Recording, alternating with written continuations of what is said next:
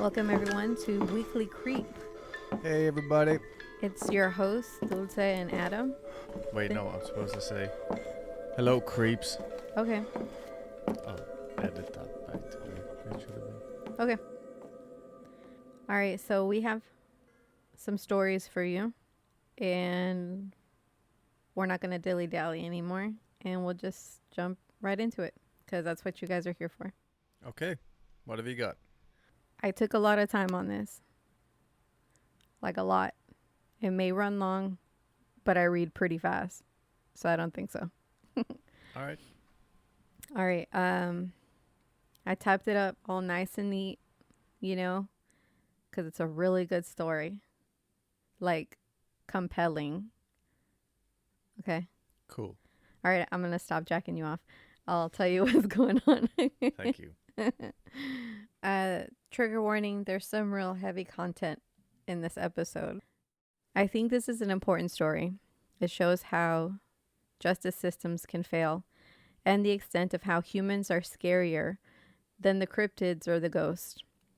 Humans can camouflage the best because they can hide behind guises of kindness or smiles. Another reason why this is important is because there are still people out there who believe that the hunting of women is sensationalized, that it's not a real issue, and there's no reason for women to fear walking to their cars alone at night or even turning down a man's advances. Let me explain why this is false with some statistics. All right. Okay. Nearly 1 in 5 women and 1 in 71 men in the United States have been raped at some time in their lives, Wow. including completed forced penetration, attempted forced penetration, or alcohol, drug facilitated completed penetration. They really break this stuff down. Most female victims of completed rape, which is 79.6%, experience their first rape before the age of 25. Jesus. 42.2 experience their first completed rape before the age of 18. The self-reported incident of rape or sexual assault more than doubled from 1.4 victimizations per 1,000 people aged 12 or older in 2017 to 2.7 in 2018. Based on data from the survey, it is estimated that 734,630 people were raped, threatened, attempted, or completed in the United States in 2018. Despite the increase in self-reports of rape and sexual assault, there was a decrease in reporting to police from 2017 to 2018. 40% of rapes and sexual assaults were reported in 2017, but only about 25% were reported to police in 2018. So that's really scary. Yeah. So assuming, well, like if you were to assume that everybody was being honest, you know, or you had an abundance of willing participants, then you could look at these and be like, okay, this is close to what it could be. But the nature of this kind of violence is that it's very personal, and it's safe to assume that people wouldn't be inclined to share these experiences. Yeah. Okay. I also want to share a short article on a study that was conducted to see if men are encouraged to view women as prey, because I found one. And it is terrifying. It's called, Are Men Socialized to Prey on Women? How men are encouraged to see themselves as predators and their mate as prey. The recent flood of sexual allegations and the hashtag #MeToo movement have led to the largest national conversation on sexual misconduct in history. Every day, the list of powerful men accused of engaging in sexual assault or harassment grows. One word that has popped up again and again when describing these men's behavior is predatory. The term sexual predator is certainly not a new one, but in the past, it was usually relegated to serial rapists and pedophiles. In the current discussion, the term is being used in a broader way to describe a general pattern of unwanted romantic advances and harassment. The idea that men are equated to predators and their object of attraction equated as prey is not a new one. In fact, it is a metaphor commonly used to describe dating relationships more generally, especially heterosexual relationships. Just take a look at some of these examples from popular songs and movies. The first example is the song Animals by Maroon 5. Baby, I'm preying on you tonight. Hunt you down, eat you alive, just like animals. Yeah, that's pretty on the nose. Yeah. In the 80s or earlier, Hungry Like a Wolf by Duran Duran. Woman, you want to give me a sign and catch my breathing even closer behind, stalked in the forest too close to hide. I'll be upon you by the moonlight side. I'm on the hunt, down, I'm after you. Smell like I sound, I'm lost in a crowd and I'm hungry like the wolf. And I didn't know the Maroon 5 song, but I know and love the Duran Duran song. This one's a little longer. This is from a movie called Swingers, describing how a man should pick up a woman. So I'm going to read the characters' names and what they say, right? Mm-hmm. Trent. You know what? You're like a big bear with claws, with fangs. Sue. Big fucking teeth, man. Trent. With big fucking teeth on you. And she's just like this little bunny, just kind of cowering in the corner. Sue. Shivering. Trent. Yeah, man, you got these claws and you're staring at these claws, man. And you're thinking, how am I supposed to kill this bunny? Sue. You're poking at it. Trent. Yeah, you're not hurting it. You're just gently batting the bunny around. You know what I mean? The bunny's scared, Mike. The bunny's scared of you. Sue. And you got these fucking claws, man. Trent. You got these fucking claws and these fangs, man. And you're looking at your claws and you're looking at your fangs and you're thinking to yourself, I don't know what to do, man. I don't know how to kill the bunny. With this, I don't know how to kill the bunnies, man. Wow. Some might argue the descriptions are harmless, but they don't actually teach men or encourage them to prey on women. But psychological research shows that metaphors are more than just words. They make people see abstract concepts in concrete, simplified ways. As a result, just being exposed to metaphors can unconsciously alter people's behavior. My colleague and I recently decided to test if this men as predator and women as prey metaphor of dating is harmless or not. In our study, men and women of varying ages read a passage that described a man on a first date with a woman. Half the participants were randomly assigned to read a neutral version of this reading. The other half read a version that included several references to the men as predator and women as prey metaphor. For example, instead of referring to a night on the town, the metaphor version stated a night on the prowl. And rather than saying he enjoyed the get to know you phase of dating, the metaphor version stated he enjoyed the chase. Okay. Mm-hmm. After the reading, all participants completed questionnaires designed to measure their attitudes about rape. The results indicated that there was no significant difference for women who read the neutral and metaphor versions of the reading, but the results for the men in our study was quite different. Men who read the metaphor-laced reading were significantly higher in beliefs that perpetrate rape. Example, women who are raped while drunk or sexily dressed ask for it. If a girl doesn't fight back, it's not rape. Women often lie about being raped. Then men who read the neutral reading. Mm-hmm. Similarly, the men who read the metaphor version are also more likely to indicate that they would engage in rape if given the chance. Jesus. Yeah. So like it's almost like as soon as they were exposed to that metaphor version, something turned on their head that made like this is fair game. Exactly. Yeah. That made them feel like they were actual predators. Yeah. The implication of these findings is alarming.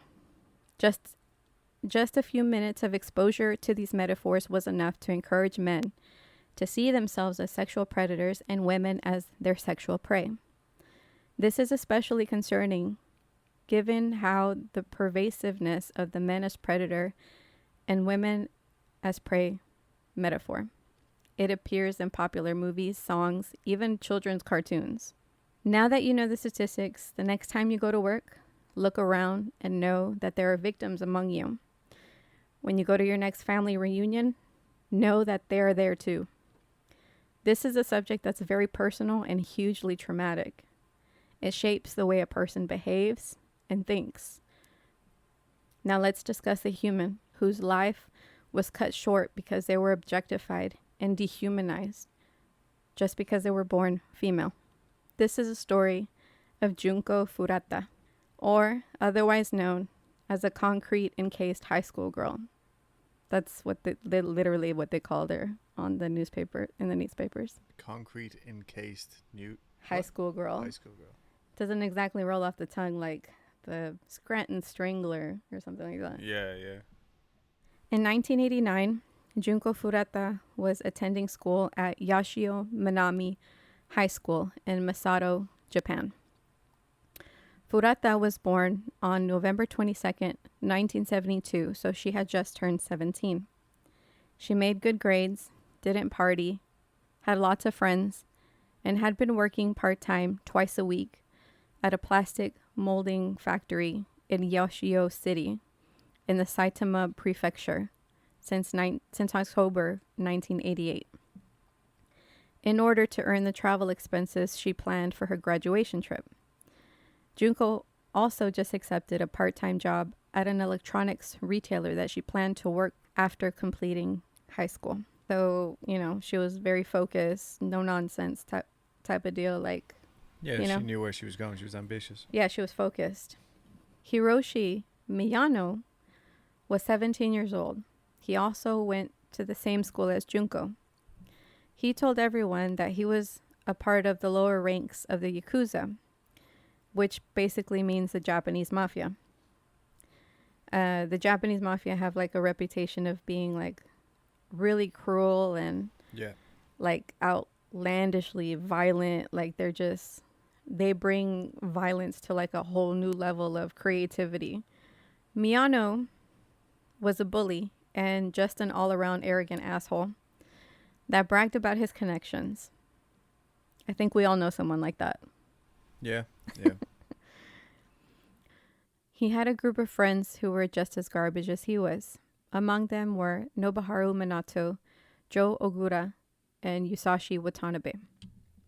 Furata had caught the attention of Miyano at school, so he decided to ask her out on a date. Junko politely declined. This infuriated Miyano and he began to scheme on how he could exact revenge on her for turning him down. The crime.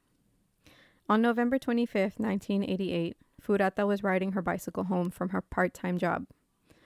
On this evening, Miyano and Minato were lurking the area with the intention of robbing and raping women. That's literally what they did for fun. Jesus Christ. They were aficionados, if you will. This was their pastime. They always did this. Several sources state... Oh, I guess I just said that. Several sources state that this was a regular recreational activity for them.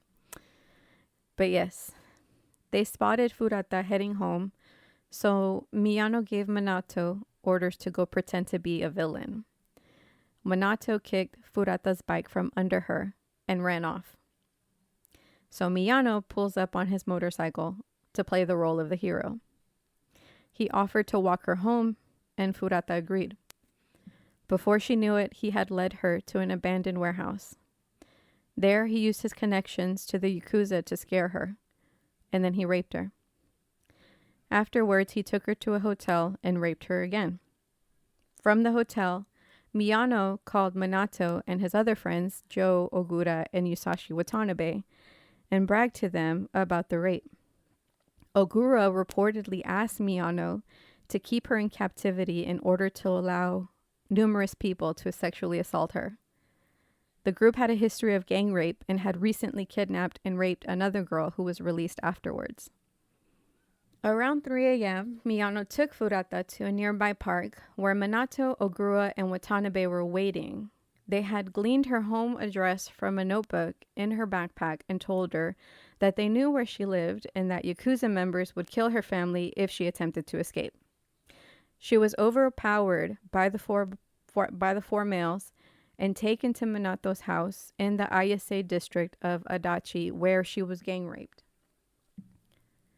The house, which was owned by Minato's parents, soon became their regular gang hangout. On the 27th of November, Furata's parents contacted the police about their daughter's disappearance. In order to discourage further investigation, the kidnappers coerced her into calling her mother. She was forced to say that she had run away but was safe and staying with a friend.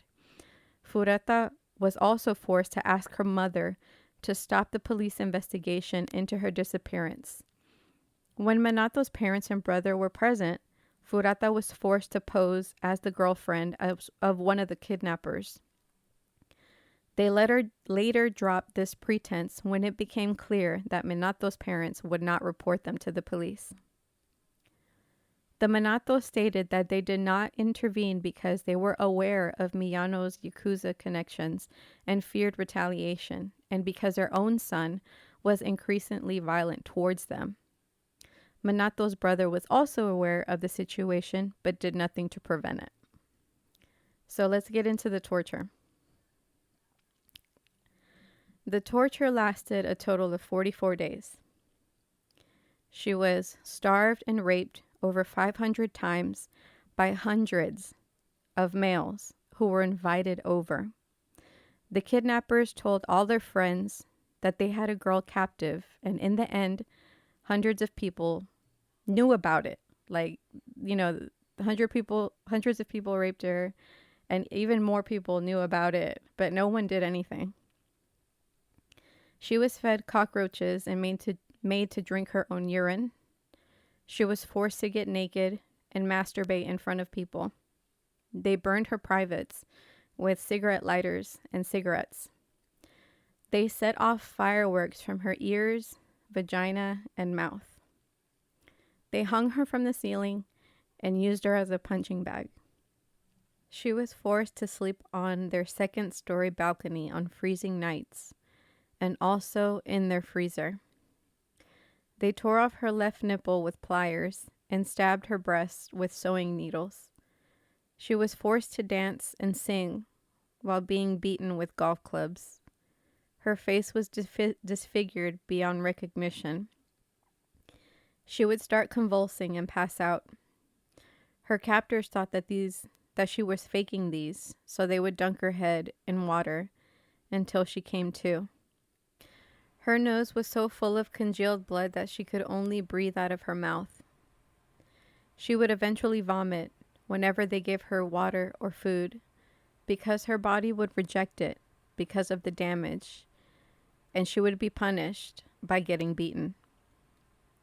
She was unable to urinate properly. She couldn't get up and walk, so she would crawl to the bathroom, and her captor said it took her over an hour to make it to the bathroom because she was so weak. She couldn't control her bowels or bladder anymore, so more beatings ensued. Her captors say that she eventually started to smell like rot, so they lost sexual interest in her, once that started to happen. Koichi Ihara was a male who was brought to the house and bullied into raping Furata. After he left the Minato household, he told his brother about the incident. His brother subsequently told their parents, who contacted the police. 2 police officers were dispatched to the Minato house. However, they were informed that there was no girl inside. The police officers declined an invitation to look around the house, believing the invitation alone was sufficient proof that there was nothing to be found. So what happened is they went and like the parents were like, "Oh, there's no girl in here. You can come inside and check if you want." And so they were like, "Oh, well, if there was a girl, they wouldn't be inviting us." So they were like, "All right, fine." So they left. Both officers faced considerable backlash from the community. Whether that means that they were fired or not, I don't know. But if it's anything like here in the U.S., they probably just got a slap on the wrist. Yeah. Had they indeed searched the house and located Furata, her ordeal would have only lasted 16 days. And she may well have recovered from her injuries. Oh, I forgot I wrote this. The 2 officers were fired for failing to follow procedure. I think they should have been charged. Yeah, of course. Furata tried several times to escape, and she also called the police once. She was caught by Miyano before she could say anything. The cops called back, but Minato answered and apologized for the mistake. As punishment for calling the police, he doused her legs with lighter fluid and lit her on fire. On January 4th, 1989, Hiroshi Miyano was very angry over losing a game of mahjong and went over to Minato to take his anger out. He went over to Minato's house to take his anger out on Furata. The 4 males beat her with barbells, dropped weights on her, made her stand up so they could beat her legs. She lost her balance and fell on a stereo that was sitting on a table, and she broke both the stereo and the table. When that happened, pus started to ooze out of her wounds. So the males wrapped their hands with plastic bags and sealed them at the wrist so they can continue to beat her and not get their hands dirty. They finally doused her completely, like entirely, with lighter fluid and lit her on fire. She tried to put herself out until she became unresponsive, and finally died. And then they left her there. That whole situation that day lasted 2 hours. So, the males left, and Minato's brother contacted Minato later and told him that Furata looked like she was dead. The group didn't want to catch a murder case, so they devised a plan to dispose of Furata's body. After Junko Furata died, the 4 males put her body in a 50-gallon drum that they filled with concrete and disposed of it in a park. Now, what's crazy about this, in addition to everything else, the discovery of Junko's murder was entirely accidental. On January 23rd, 1989, Hiroshi Miyano and Joe Agura were arrested for the gang rape of a 19-year-old woman that they had kidnapped back in December. So, like I said, this is just what they do. On the 29th of March, 2 police officers came to interrogate them while they were, under arrest, because women's underwear had been found at their addresses. During the interrogation, one of the officers led Miyano into believing that police were aware of a murder committed by Miyano. Thinking that Joe Agura had confessed to the crimes against Furata, Miyano told the police where to find Furata's body.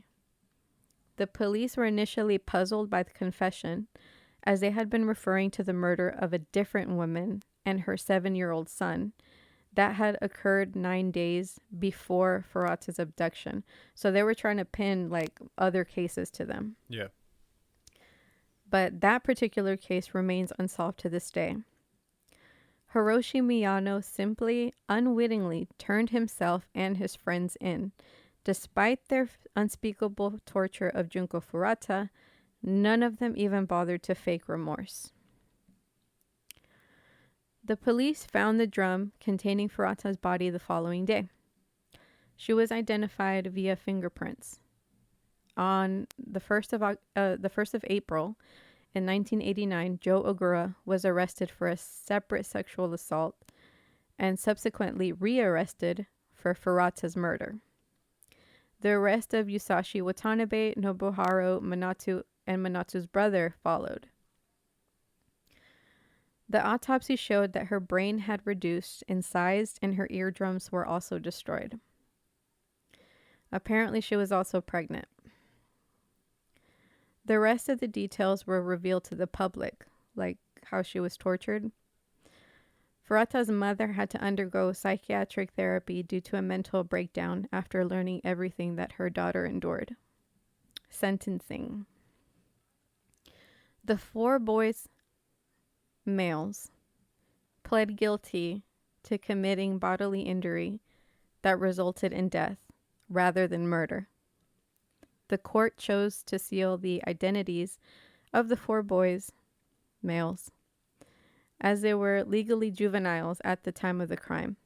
However, a few journalists discovered their identities and published their names and their pictures, believing that they did not deserve anonymity. Hiroshi Miyano, the alleged leader of the crime, and also the guy whose multiple romantic advances were turned down by Junko, was sentenced to 20 years in prison. He was 18 years old at the time of sentencing. He was released in 2009. Miyano's mother reportedly sent Furata's parents 50 million yen, which in US money is $425,000, and they had to sell their home for that. Nobuharu Minato, whose home was the location where Junko Furata was tortured and murdered, he was sentenced to 5 to 9 years in prison. He was 15 years old at the time. Yusashi Watanabe received 5 to 7 years in prison. He was 17.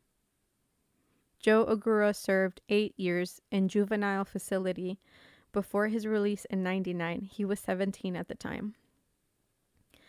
Minato's parents and brother were not charged. Minato's mother had a grudge against Mr. Furata, who said that he had upset his son's life. And he seems to have been leaking words of slander against the victims. The dude who did it? The parents of the kid who was involved in this. I've been talking shit about the parents. The parents that knew about all this. Yeah, who should have been charged. He's the one talking shit about the victim's parents and saying that they're the ones that ruined his son's life. Little scumbags. It is believed that the 4 boys, males, affiliation of the Yakuza crime gang contributed to their lenient sentence. Oh, so the judge was afraid as well? I think they were all sort of like strong-holded, or strong-armed. What's the term? Yeah, I know what you're saying. They all eventually changed their name for what, I don't know, especially if they're supposed to have Yakuza connections, why would you bother? That's so weird, right? Yeah. That was the one thing that I thought was weird. And I'm going to expose them. Minato, then using the first name Nobuharu, is now Shinji Minato. Hiroshi Miyano is now using the surname Yokoyama. Joe Agura is now Joe Kumisaku. And the Watanabe kid, I couldn't find anything on him. All 3 out of the 4 will continue to have run-ins with the law because they're just garbage. So where are they now? Hiroshi Miyano today. Well, Hiroshi Miyano recently got into some shit in 2019. He got arrested. And this is what happened.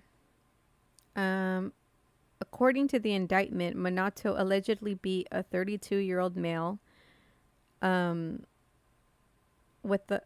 his right shoulder with a metal baton. He also allegedly slashed the victim's throat with a knife.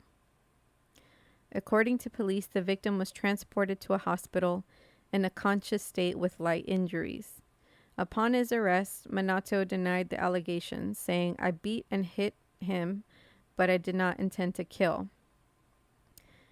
And then the defendant's testimony changed at the opening of his trial.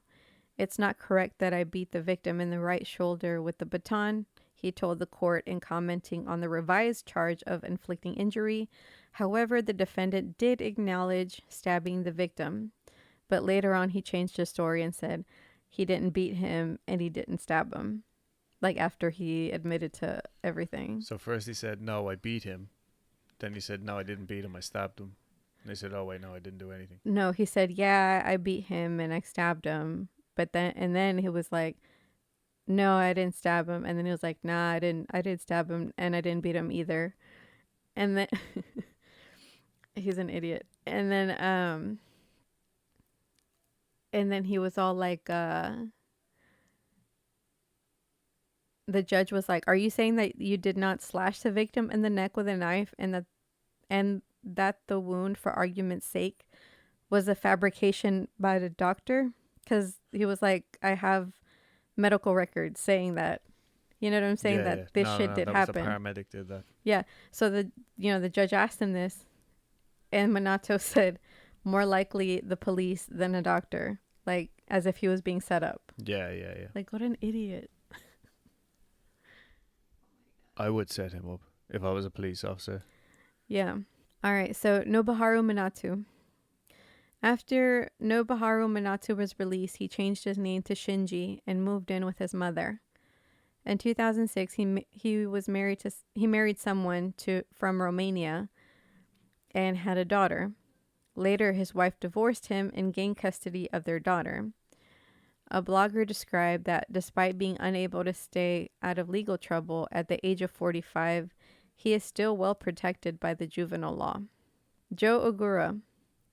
After his release from the juvenile facility in August of 1999, Joe Agura changed his name to Joe Kamisaku and boasted about his role in the kidnapping, rape, and torture of Furata. He squandered his father's savings, which was supposed to be given to Furata's parents, buying luxury products and living an extravagant life. Agura's mother allegedly vandalized Junko Furata's grave, stating that Furata had ruined her son's life. Agura married a Chinese woman at some point and later divorced her. So far, Yasushi Watanabe has been the only one who is not yet reoffended, and there isn't much news about him. Was he the youngest one of the group? No, Agura was the youngest one. But yeah, so like Miyano, he's like after he got released, he was just like driving around in like BMWs and taking his friends to like strip clubs and all sorts of shit, like just living his life. Yeah. Cunt. But they all basically carried on as if nothing happened. Yeah. So yeah. So my sources are newmetomedia.com, nsvrc.org, Wikipedia, Quora.com, Ranker.com, psychologytoday.com, and that's it. Right. Well, that was horrific. Yeah. But I actually am really glad that you covered it. Me too. I'm glad to cover this because, like, I think it's like, yeah, like we're here for a break from reality, but I strongly believe that if you have a means of a platform and you have an audience, it's really important to bring into light these things that, that we can just forget. You know what I'm saying? Like it's not for justice or anything. It's just that this happened to this person. These people did it and the world needs to know. Right. And then not just that, because it's like you get caught up in like the humdrum of life, and you sort of get desensitized and detached from what is actually going on in the world because people are just so like, focused on, going to work or going out on a date or, their own personal lives. And they get so detached from what's actually going on in the world that you start to believe that these things are not real. That this couldn't happen to me or someone I know. You know what I'm saying? but it's out there. But it's out there. True horror for our first episode in October. And actually, no, it's our second episode in October. And it's episode number 10 as well. Yeah. All right, well, I went a slightly different route with my story. And it is it's a lot lighter. So this story might anger some people, particularly in the UFO community. Oh, shit. But I had to cover all bases because, like that, if it was a ghost story that I had found had been debunked. And I'm not saying that this one is debunked. I'm just saying that there is... explanations. There are explanations that have been carried out by professionals, and it does seem to... Anyway, so I'm sorry. But that's not to shit on the story either. If it's true... If it's a good UFO story, it's a good UFO story. Yeah, I really enjoyed it. My sources are TasmanianTimes.com, RecSite.eu, AllThingsInteresting.com, The Skeptical Inquirer, Adelaide Now, and recordsearch.naa.gov.au. That's the official Australian government like Hall of Records. Oh. Because I wanted to back up what I was reading, because it gets pretty in depth. Mm-hmm. And I also have I did these notes a couple of weeks ago, so forgive me if I don't seem familiar with them. But I also have written down here a YouTube video that I watched claiming lots of quote mysterious events unquote. But when I tried to fact check them, I didn't find any of that info. Like RecSite.eu actually has a list of every ship that has been wrecked going back like and like inventory people lost. Yeah. Right. Have you ever heard of spatial disorientation? No. A graveyard spiral? No. The Bay Strait Triangle? No. An aeroplane? Yes. Me neither. An aeroplane. Yeah. All right. Let's learn together. Okay. So, the Bay Strait is the stretch of water that separates the states of Victoria and Tasmania in southeastern Australia. The term was first used in 1978 after the mysterious disappearance of Frederick Valentich. And I think that's how you pronounce the name. I did just Google it. And that's what Google said. But I think I'm just going to call him Freddie. Okay. For my own personal benefit. Sounds good. The area already had a bad name long before that, although not for any weird or supernatural reasons. I guess that just means dodgy weather or something. Okay. You know, it was like just known for... I looked into it and it was all sorts of like, because of the position of it and the prevailing winds and the tide is like opposing, it just causes like... It's a shitstorm of like rough seas. Okay. And bad weather. The Bay Strait itself has an average depth of 50 meters or 160 feet for our Americans. Apparently that's quite shallow. It seems very fucking deep to me. Anything over 2 meters is like ridiculous. And it's approximately 330 by 200 kilometers or 190 by 120 miles. So not gigantic. The sea conditions are unpredictable, especially when strong winds occur. Okay. And I have also written in my notes, I'm not a fucking weatherman. It's very busy as commercial ships and regular ships, I guess. Wait a minute. Don't we know a weatherman? We know somebody who works for the weather department. Oh, okay. I think. Anyway, it's very busy as commercial ships and just like regular ships or something. Mm-hmm. There's different types of ships. Like dinghies? I think bigger than a dinghy. Okay. Smaller than a commercial ship. Anything in between, God only fucking knows. I'm not Andy Bernard either. But yeah, they use this route to pass from the west to the east coast, and most of the air traffic between Tasmania and Australia flies over at least some part of the Bay Strait. And I think it's the Bay Strait and not the Bass Strait. From 1838 to 1840, at least 7 vessels were lost with no survivors, and only the wreckage of 3 of these were identified. 1958, British warship HMS Sappho disappeared with over 100 crew. And I think I do go into more detail about some of these than others. 1901, the SS Federal disappeared with 31 crew, and they actually just found the wreck in 2019. 1906, SS Ferdinand Fischer, a German cargo ship, disappeared. In 1920, the SS Amelia J, carrying coal and a crew of 12, was last seen on September 5th. HMAS Swordsman was sent out to search, and while they were searching another ship, the SS Southern Cross also disappeared. A military plane, possibly 2, because I read conflicting articles, which was also taking part in the search, never returned to base.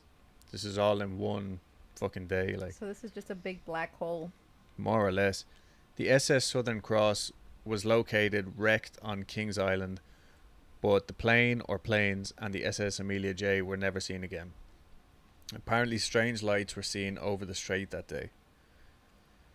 1934, an airliner named Miss Hobart went missing. It was a 4-engine plane, and the reason why I mention that is because the odds of all engines failing are like slim to none. And it could fly, I'm assuming, with 2 of the engines knocked out, you know. And the plane was also designed to be able to glide in the event of an emergency, so they should have been alright, like landing in water or getting to where they were going, maybe, I don't fucking know. So there was 12 people on board, 3 women, a baby, and 8 men. One of these men, Reverend Hubert Warren, had left ahead of his wife and 2 children who were due to get a steamboat a few weeks later. He was going to take over a new parish. He had given his son a crystal radio set, which instilled a love of science and led him to invent the black box flight recorder, which is just a nice little... What is that? Fun fact. There's a black box flight recorder on every single plane ever. Oh, okay. I don't know when it was introduced, but it records everything in the cockpit. Oh, like all the conversations and stuff? Yeah, from the that's time. Interesting. Yeah, and it's like you can't destroy it, or so they say. So that's why the whole argument is like, well, why not just build a whole plane out of the black box? But anyway. Fair. So one of the pilots was an ex-RAAF and ex-Canadian Air Force. The RAAF is the Royal Australian Army. As fuck. Army as fuck. Royal Army as fuck. Royal Australian Air Force, which I knew. So yeah, he had flown for 2 separate fucking air forces. He would have known what to do, surely. A certain YouTube video said the crew reported an aerial machine coming toward them and sounds of another plane, which stopped all of a sudden. And the last message received at 10:20 stated, "Over Redondo Island, all's well." But that was only in that one particular YouTube video, and I didn't find that anywhere else. Can you translate that for me? Over Redondo Island. Oh, Redondo Island. Yeah. Okay. The Australian pronunciations or Australian words are fucking, they're out there. Yeah, it's a little difficult for me to understand. And get ready for some fantastic Australian accent butchering. Okay.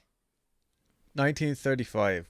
A cargo plane crashed into the sea near Flinders Island with 3 crew and 2 passengers lost. Their bodies never found. They reported to Tasmania Island to say that they were approaching, and then all of a sudden just nothing. During World War II, several military planes were lost during exercises such as low-level bombing practice. 1922, a fighter pilot flew out to investigate reports of strange lights made by fishermen. As he flew, a huge bronze disc appeared out of the clouds, flew beside him for a few seconds, and then just disappeared in front of him. 1944, a strange dark shadow appeared and flew next to a military plane for 20 minutes before pissing off in a burst of speed and vanished. 1972, a plane flown by Brenda Heen and Max Price disappeared on a flight from Tasmania to Canberra as part of protests against the flooding of Lake Pedder for a hydroelectricity scheme. And the only reason why I mentioned that is apparently there was some people believe that the plane was sabotaged by the people who they were going to protest against. I didn't get too far into it. I just thought it was worth mentioning. Right, which brings us to October 21st, 1978. 20-year-old Frederick Valentich, Freddie, left Victoria's Moorabbin Airport. Again, I don't know if I'm pronouncing any of these things right. Moorabbin? I'm saying Moorabbin. Moorabbin? More cowbell. So he left Victoria's Moorabbin Airport at 6:19, piloting a fully fueled rented single-engine Cessna 182L. So I managed to find the official file that had been lost from 1983 to 2004. So I didn't personally locate this as like groundbreaking evidence or anything, but the dude who did do all the hard work found it and has left some very clear instructions. I think maybe on the Skeptical Inquirer's website, I'm not sure where, but on one of those sources that I have anyway. So the actual transcript has all of the official jargon and codes, etc. But the guys at Skeptical Inquirer have put together a slightly abridged version, and here it is. So, Freddie. Is there any known traffic below 5,000 feet? Oh, that's amazing. Roby. No known traffic. So from now on, it's just going to be V and R. How the fuck are you doing this? I feel like this is going to lose us some listeners. I am. Seems to be a large aircraft below 5,000. R. What type of aircraft is it? I cannot confirm. It is four bright. It seems to me like landing lights. The aircraft has just passed over me at least 1,000 feet above. Roger. And is it a large aircraft? Confirm.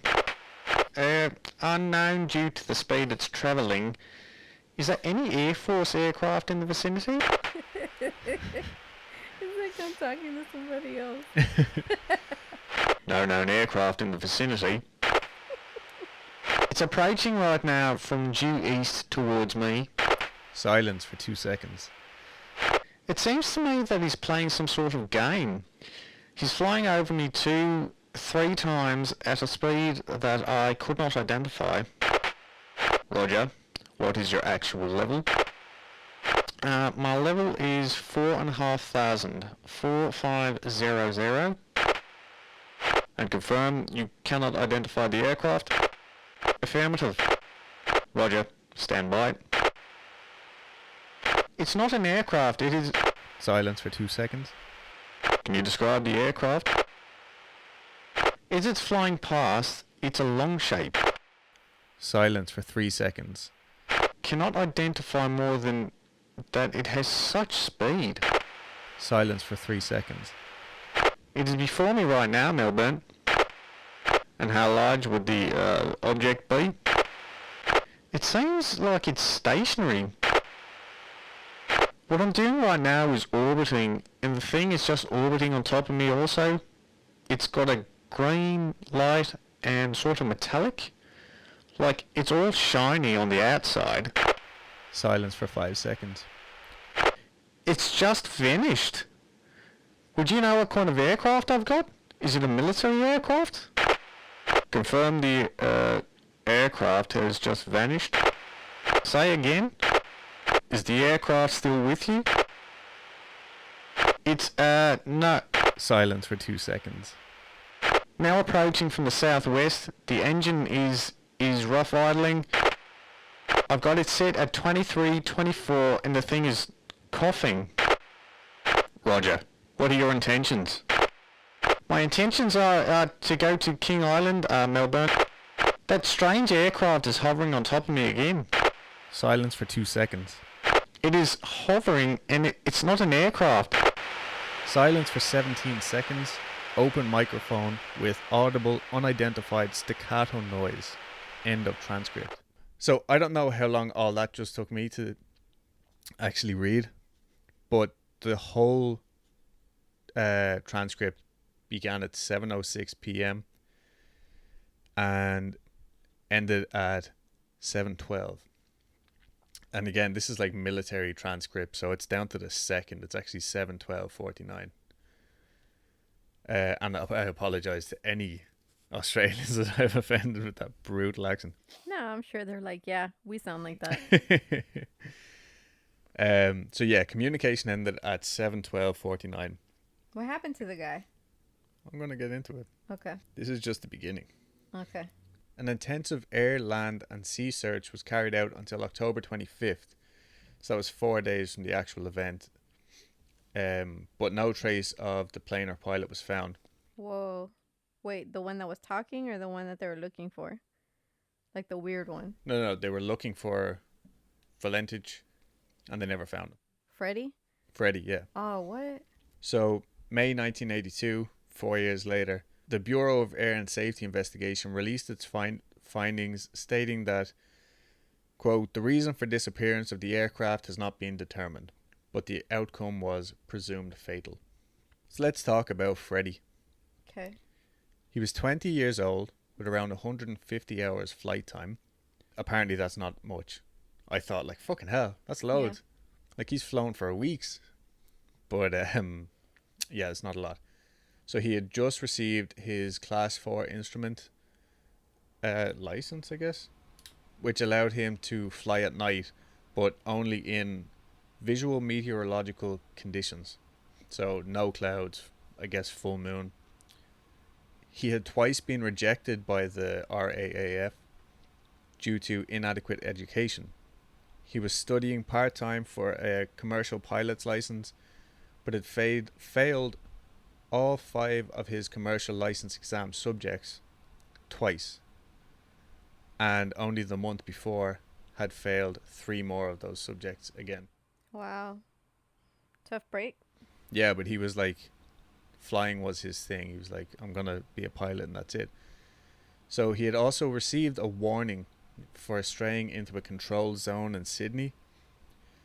He had flown into a cloud deliberately twice, which is a big no-no for new pilots, and for which prosecution was being considered at the time.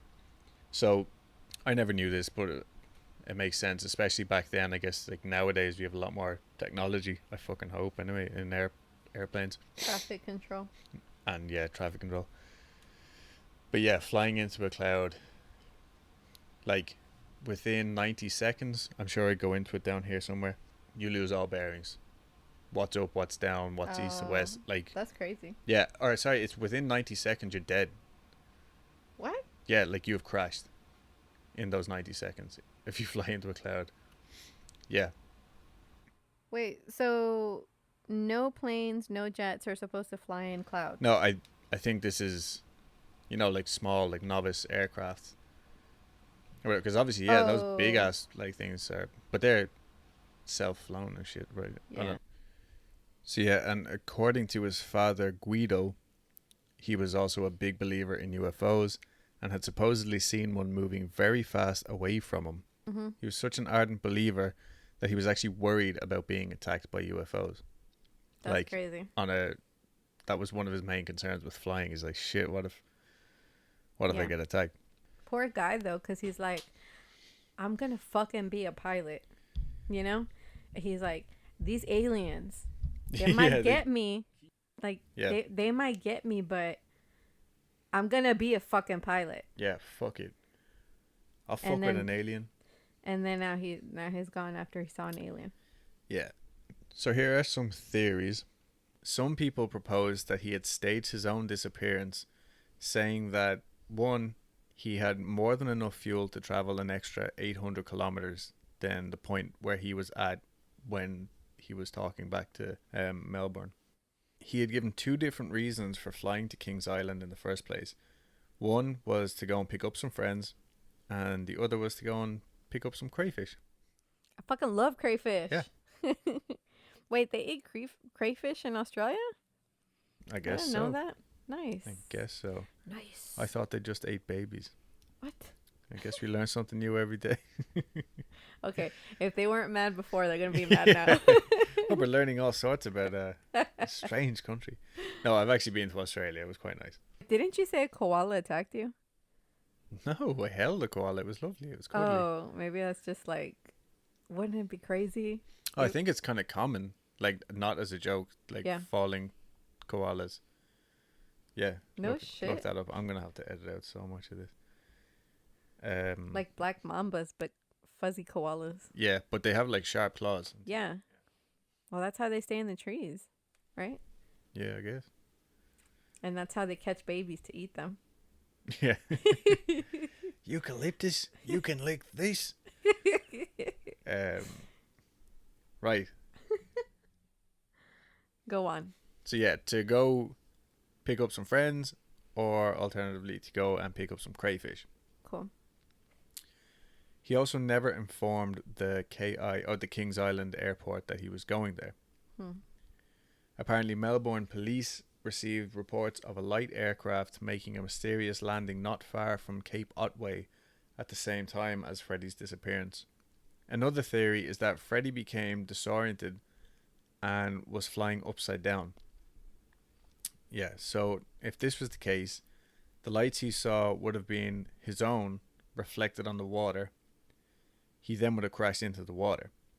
However, the model Cessna he was flying had a gravity-fed fuel system, so he couldn't have flown upside down for very long, which kind of goes back because we know that that particular transcript was at least 6 minutes long, you know.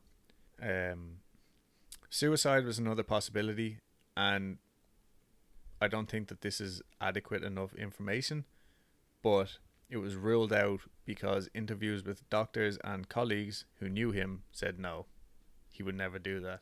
But anyway. So the Skeptical Inquirer suggests that in addition to logging more flying hours, he may have actively been trying to see more UFOs.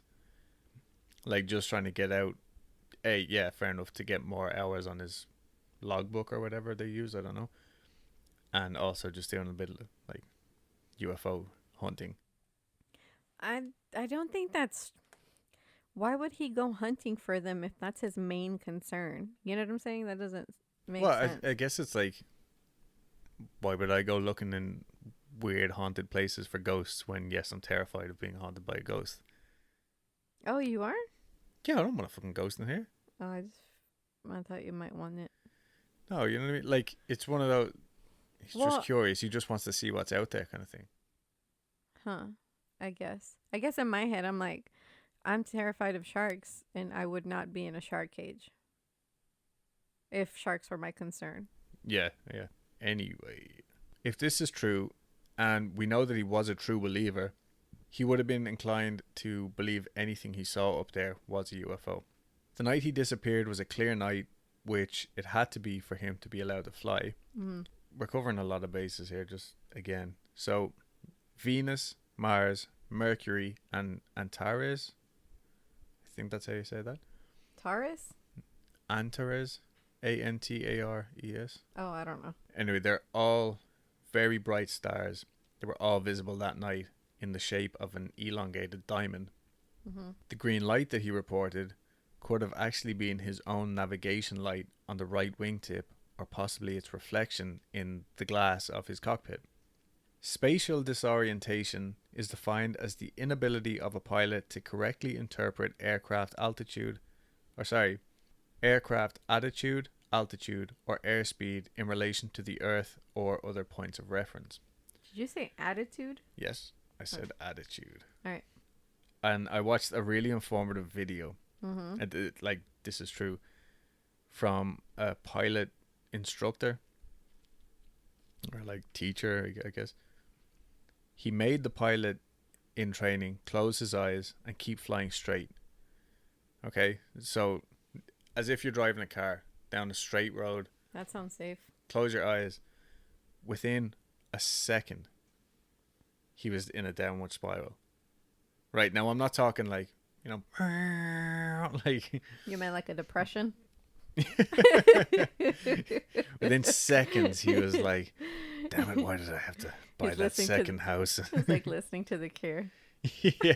Depeche Fucking Mode. Radiohead on in the background. But yeah, anyway, so within seconds he was in, or within a second he was in a downward spiral. Like literally almost the first thing he did was just tilt to the right. Closed his eyes and you see his hand just turn to the right. That's crazy. But in his head, he's correcting himself. You know what I mean? So anyway, this is called a graveyard spiral. And it usually happens when a pilot enters a cloud. If they don't turn around immediately, they'll crash in a maximum of 90 seconds, like I said earlier. Tilted horizon illusion happens when the sun has gone down, but still brightens part of the horizon, while the rest of it gets gradually darker farther away. This imbalance of lighting can cause the horizon to appear tilted, so that in compensating by leveling the wings, the pilot inadvertently begins not to orbit but to spiral downward again, at first slowly and then with an increasing speed. So like that, when this dude in the video closed his eyes, like it wasn't like a mad corkscrew spiral or anything. It was just that he was gradually turning right, but you could see it, like. And so Fred was concentrating so hard on the UFO lights above him that he wasn't paying any attention to his instrument panel, which obviously is there for this exact reason. Also, when in a spiral, the increased G-force would result in decreased fuel flow due to the gravity-fed fuel system, and also would be the reason why the aircraft would have seemed like it was orbiting when in fact it was stationary and the plane was actually the one going around in circles. So this is, if Skeptical Inquirer is right, or are right, he was looking straight up at stars, and while he was looking up, went into a graveyard spiral, didn't realize it, and the plane started to do big circles, but to him it looked like it was orbiting him. Yeah, it was orbiting him. And the one thing I will say to doubt the Skeptical Inquirer is that he did say in the transcript, like he was able to look back at like his, I think it's his revs, to say like, no, like I'm holding the engine at like 23 or 2400 revs or whatever. So he was paying some attention to it. But again, if he was that excited, maybe he just looked down quickly. He was like, no, I'm fine. And, you know. Mm-hmm. So in July 1983, an engine cowl flap, because I know what that is.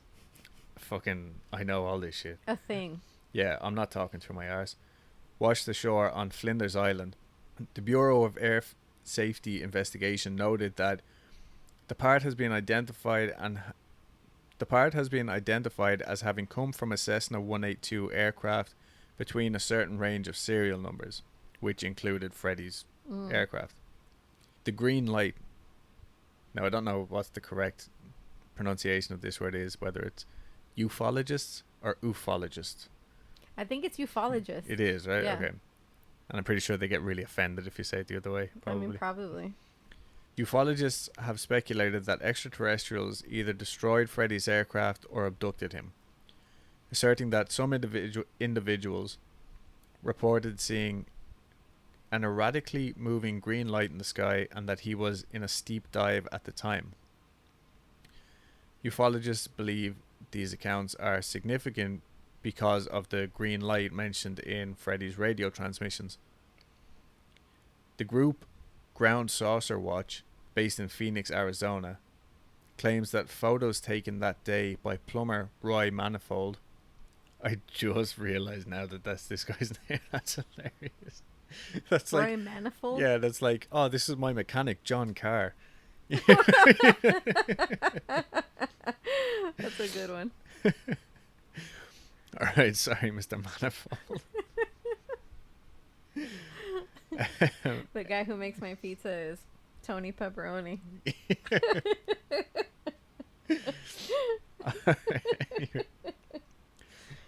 So, Roy, anyway, took photos that day, and they say that they show a fast-moving object exiting the water near Cape Otway Lighthouse. According to UFO writer Jerome Clark, Ground Saucer Watch argued that they showed, quote, a bona fide unknown flying object of moderate dimensions apparently surrounded by a cloud-like vapor / exhaust residue, unquote. Although the pictures were not clear enough to identify the object. Now, I did see the pictures, and I think that I have them saved. I'll try and find them. I'm a big want-to-be believer in all of these things. Like, especially like ghost photos and stuff like that. I love them. This picture's bullshit. Like, I'm not saying that it's not a UFO, but that description of... Where is it? Hold on, I just lost it.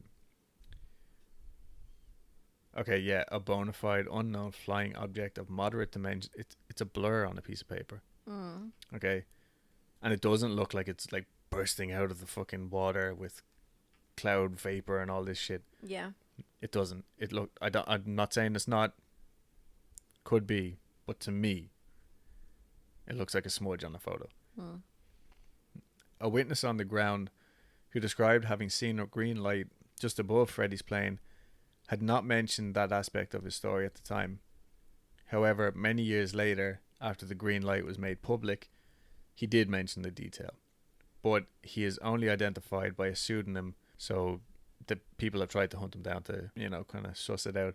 But nevertheless, he said, in the words of his interviewers, that, quote, its colour was similar to the navigation lights on an airplane, as he was looking at this airplane that I'm sure had navigation lights. If the Cessna was indeed close enough to the land as to be seen by the man and his two nieces, there is a simple explanation. The airplane's attitude, a steep angle of bank, was such that its right wing tip was up, and so its green navigation light appeared above the Cessna, as the witness stated. The light was positioned like it was riding on top of the airplane. That's a quote from him. And it kept a constant position, according to the witnesses. But again, there are problems with the main witness's descriptions. As his interviewers acknowledge, his, quote, recollection of the angular size of the airplane's lights is too large by perhaps several orders of magnitude. Incidentally, misreadings by amateur writers have now converted Freddy's green light into multiple green lights and all sorts of fanciful stories and different articles that I've that's why I was actually really glad when I found the Skeptic Inquirer. Skeptic Inquirer. Thank you. Because obviously then I had the skeptical argument, but it also gave me kind of like a groundwork to go off, and then I had the actual transcript to read and be like, okay, yeah, no, he never said this, he didn't say this. Yeah. And yeah, so anyway, that's the end of, in my opinion, he was abducted by aliens. Yeah, because you just want to believe, because you're a big wanna believer. Wanna believer. Yeah. No, honestly, I do think that the Skeptical Inquirer are probably right. Yeah. But there's a little glint of hope inside me. I don't think he got abducted. I think because I think either his plane got destroyed by a UFO or he just crashed. Yeah, I think he definitely just crashed. He was an inexperienced pilot and stuff like that. But I don't think he was abducted. No, I don't think so either. But that doesn't explain all the other weird experiences by people. And there does seem to be a lot of interaction between the Royal Australian Air Force and like fishermen and locals and stuff like that. They do take these sightings seriously. and they have no explanation for a lot of these like mysterious lights. There's talks of like lights just bursting out of the sea and stuff like that. Mm-hmm. So there you go. That's my story for this week. All right. And poor Freddy. R.I.P. yeah, Freddy. poor El Freddy. Oh shit, we need to do a listener story. So do you want me to read this one? Yes. Okay, I'm going to read this one now. Username either difference 20. Okay. It's called I Believe in a Thing Called Love. Just listen to the rhythm of my heart.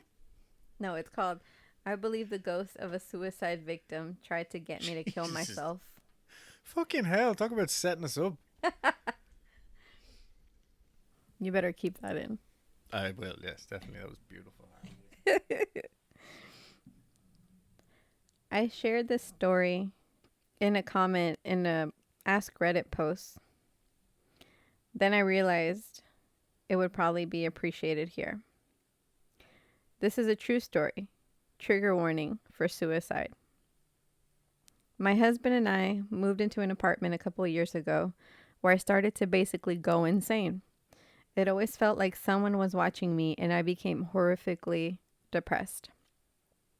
I would get so sad that sometimes I would even just spontaneously start crying, and I often fantasized about hanging myself from the rafters in this one room. Oh. I would sometimes hear the rafters creaking and go in there, then imagine myself hanging in front of the window, being the cause of the creaking. I have been depressed in the past, but this was something on another level. I was seriously suicidal despite being happily married and genuinely enjoying life before moving into this place. I thought that I had some serious mental illness that was emerging. Several months into living there, our neighbor, a sweet old woman that had lived in the building for decades, told us that a young woman hung herself from the rafters in that room in the late 80s. She was discovered by a man walking his dog who saw her hanging in front of the window. Our neighbor said that she was a very unfriendly person who kept to herself and never had anyone over. According to her, every single one of the female tenants in their mid-20s to early 30s that have moved in since her suicide never renewed their leases past the first year, and all seemed troubled, as she put it, while they lived there. I was 27 at the time, the exact same age she was when she died. My husband and I noped the fuck out of there pretty much immediately after we learned this. We still had a few months left on our lease, so we had to pay double rent during the time, but it was worth it. Literally the day we got out, my mental health recovered completely and has been back to normal ever since. I believe with all my heart that she was there in that apartment with us, and for whatever reason, she wanted me to repeat history and endure the same fate as her. Wow. That's interesting. I wonder, like, maybe she's just an empath, you know? Well, she said that, like, all the chicks Oh, yeah. that live there. And they didn't try and cleanse the house or anything like that. No. But they did do what everybody tells people to do, or everybody says they will do. Nope the fuck out of there. Yeah. But paid double rent and everything. That's commitment. I mean, it guess, must have been real serious, yeah. Yeah. All right, guys. That's another episode of Weekly Creep. Hope you all enjoyed. Yeah, so next week won't be so heavy. But I Yeah. got a good one lined up for you guys. Right on. Me too. So like I said, we will hopefully have an extra or one or two extra episodes because of Halloween. Yes.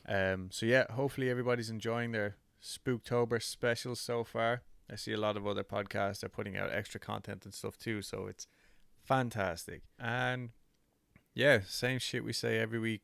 Follow us on Instagram, Twitter, Facebook. Subscribe to us on Spotify, Apple Music, Google Podcasts, Stitcher, fucking whatever they are. Also, feel free to watch the YouTube videos. Also, send us your stories. Yeah, to Send any us of your our send us your stories now. yeah, right now. Right now. Stop driving.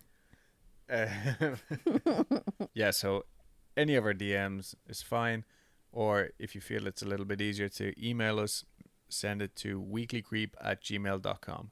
You might not be on the very next episode, but you will be either on an upcoming listeners episode or one in the very near future. Yeah. All right, so thanks everybody. Bye. Bye.